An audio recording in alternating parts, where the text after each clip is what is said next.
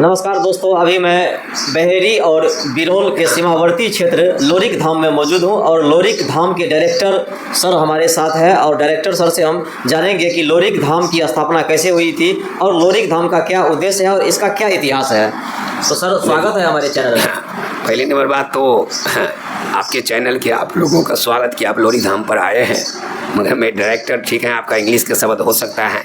मैं लोरिक धाम का संस्थापक हूँ, महंत हूँ। हाँ, पूर्व चेयरमैन दिल्ली नगर के नगर निगम के जरूर रहा हूँ।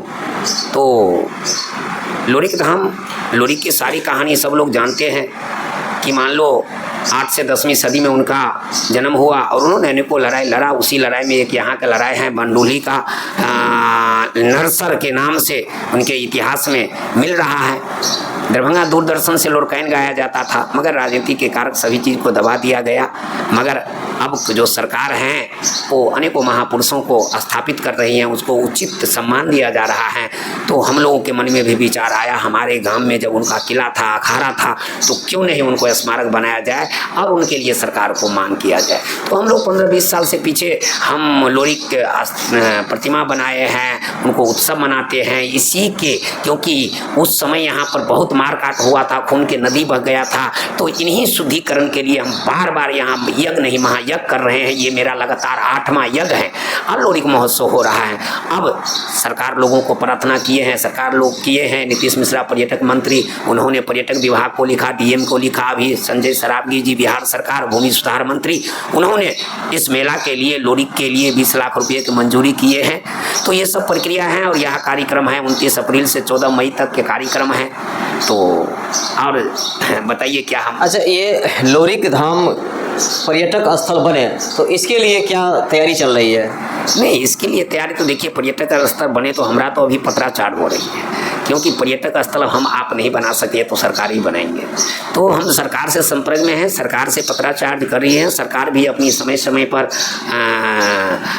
सीओ के माध्यम, डीएम के माध्यम से सीओ से रिपोर्ट मंगा रहा, रिपोर्टिंग हो रही, सारी बात हो रही। पर्यटक स्थल के बहुत सारे अपने नियम है, कानून है, सब प्रक्रिया पूरी होगी तो होगी। तो हमारी 2 मांग हैं, एक तो राजकीय मेला इसको किया जाए, लोरिक के मेला को राजकीय मेला किया जाए, दूसरी पर्यटक स्थल किया जाए। अब देखते हैं कब तक हमें बाबा और समाज सरकार से मनोकामना पूरी होती है और हमारा बिरौल बहेरी प्रखंड का ये एक सपना साकार होगा और यहाँ के जनता का बहुत बड़ी उधार होगा। गरीब गुरबा के रोजी रोजगार, रोड, सड़क, स्कूल, हॉस्पिटल, पर्यटक स्थल बनेगी तो बहुत सारी विकास होगी। यही सपना है। इस रोजगार के अवसर खुलेंगे। हाँ, क्यों नहीं रोजगार के अवसर खुलेंगे। देखिए अभी मेला भी लगा हुआ है तो कम से कम सैकड़ों दुकान है, तो कम से कम 10-15 दिन के अंदर ऐसा नहीं कोई दुकानदार है कि 2-4-5-10 हज़ार नहीं कमाएंगे। अभी तो मान लिया जाए 2-4 जिला के लोग आ रहा, बगल के राज्य नेपाल से लोग आ रहा। जब राजकीय मेला होगा और यही मेला 15 दिन 20 दिन के होगा तो राजगीर मेला, सोनपुर मेला, ऐसे लोरिक मेला लगेगा, महीना 15 दिन के लगेगा।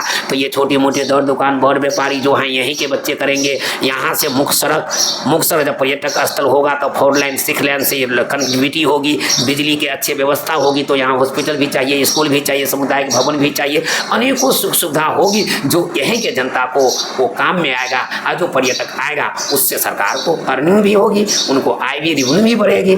तो यही चीज़ है और सरकार से मांग रहे हैं। सरकार धीरे धीरे काम भी कर रही है, क्योंकि जब पर्यटक स्थल होगा उसके लिए रोड चाहिए, बिजली चाहिए, सभी व्यवस्था चाहिए। तो वो सब धीरे धीरे हो रहा है और बहुत जल्दी वो भी दिन आएगा।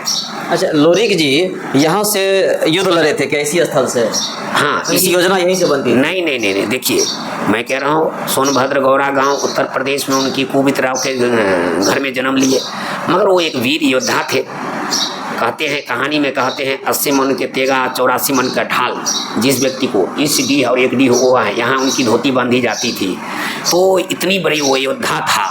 तो उनका मतलब जहाँ भी उनको पता चलता था कि यहाँ का राजा अत्यायी है, राजा बदमाश है, मतलब ने वो गरीब की शोषण करता है, वहाँ वो जाते थे, उसको वध करते थे, वहाँ दूसरी राजा को स्थापित करके आगे बढ़ते थे।